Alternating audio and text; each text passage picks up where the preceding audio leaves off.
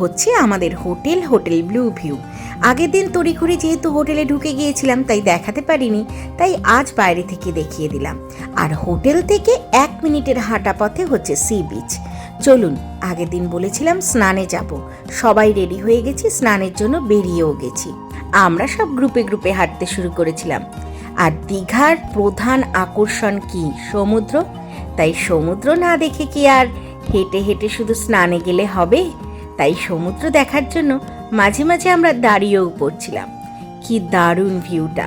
ওয়েদারটা একটু মেঘলা ছিল, মাঝে মাঝে একটু রোদ উঠছে, আবার মেঘলা, কিন্তু বেশ ভালো লাগছিল।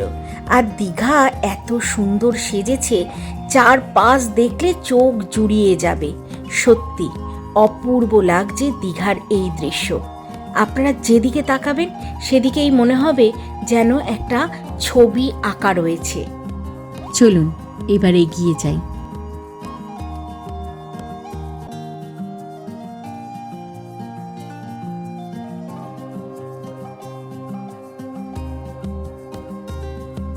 দূর থেকে ঝাউবনের শাড়িটা দেখা যাচ্ছে, কি ভাল লাগছে না? তবে এখন আগের থেকে ঝাউবনের শাড়ি অনেক কমে গেছে। চলুন এবার এই দোকানগুলোতে চলে যাই। এখানে আগেই ভট্টাচ, মা, বোন, লাড্ডু ওরা চলে এসছে ডাব খাবে বলে। আমিও ডাব খেতে খুব ভালোবাসি, তাই আমিও এখন একটা ডাব খাবো। তবে বাবা যেহেতু ডাব খাবে না, তাই বাবা খাবে চা। চলুন এবার ডাবটা খেয়ে নিই, ডাব খেয়ে স্নানে চলে যাব। ব্যাস, আমরা চলে এসেছি স্নানে। লাড্ডু, ওরমান আর আমরা তিনজনেই কিন্তু মেনলি বেশি স্নান করেছি। মা তো করবে না, মার হাঁটুতে ব্যথা, আর বাবাও করবে না কারণ ছানি অপারেশন হয়েছে। কিন্তু টুবুও স্নান করলো না, ওই হাত পা ভিজিয়ে উঠে গেল। আর দেখুন লাড্ডু কি এনজয় করেছে। আর ওর মান খালি বলছে এরমভাবে করিস না, ব্যথা লেগে যাবে। বুক চিতিয়ে চিতিয়ে করছে, তো ঢেউটা এসে বুকের মধ্যে লাগলে ব্যথা পাবে। বেশ কিছুক্ষণ স্নানের পরে কিন্তু আমরা উঠেই গেছিলাম, কেননা আজকে আর বেশি বেলা করব না, এমনিতেই আজকে এসছি মাত্র। অনেকটা দেরি হয়ে গেছে, এবার হোটেলে চলে যেতে হবে। গিয়ে ভালো করে স্নান করে রেডি হয়ে নেব খেতে যাওয়ার জন্য। খেতে যাওয়ার জন্য আমরা বেরিয়ে পড়েছি। আমরা খেতে বসে পড়েছি। এখন খাওয়ার অর্ডার দেওয়া চলছে, কে কি খাবে না খাবে। আমরা তো ভেজ, কিন্তু ওরা তো মাছ, ডিম কিছু তো খাবে, বা মাংস, যাই হোক কিছু তো খাবে। সেটাই আলোচনা করে নেওয়া হচ্ছিল। তাহলে চলুন খেয়ে নিই, তারপরে আবার কথা হবে।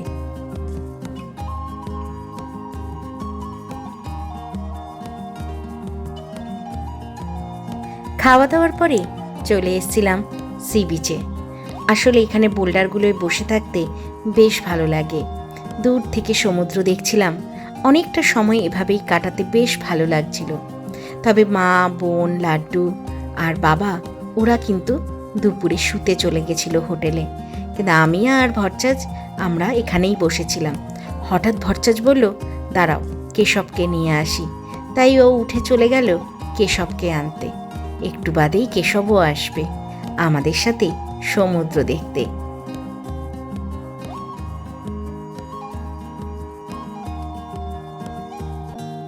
সমুদ্র দেখতে দেখতে কোথা দিয়ে যে সময় কেটে যায় বোঝাই যায় না। খুব ভালো লাগছিল।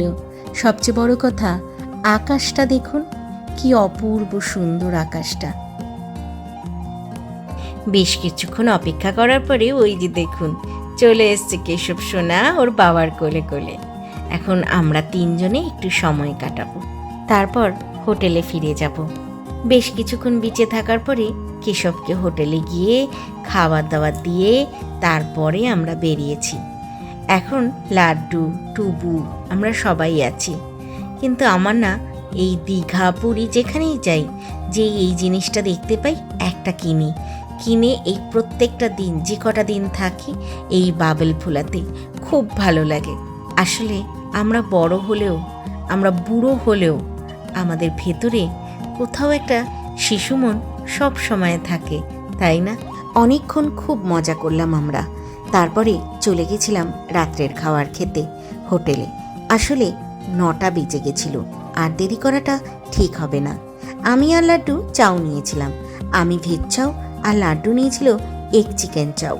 মা, বাবা, বোন আর ভট্টাচ নিয়েছিল রুটি, সয়াবিনের তরকারি আর পনির বাটার মশলা।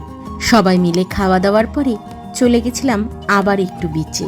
বেশ কিছুক্ষণ কাটিয়ে হোটেলে ফিরে গেছিলাম। তাহলে আজকের ব্লগ এইটুকুই। দীঘার ব্লগ আপনাদের নিশ্চয়ই ভালো লাগছে, তাহলে লাইক, শেয়ার, সাবস্ক্রাইব করার অনুরোধ রইল।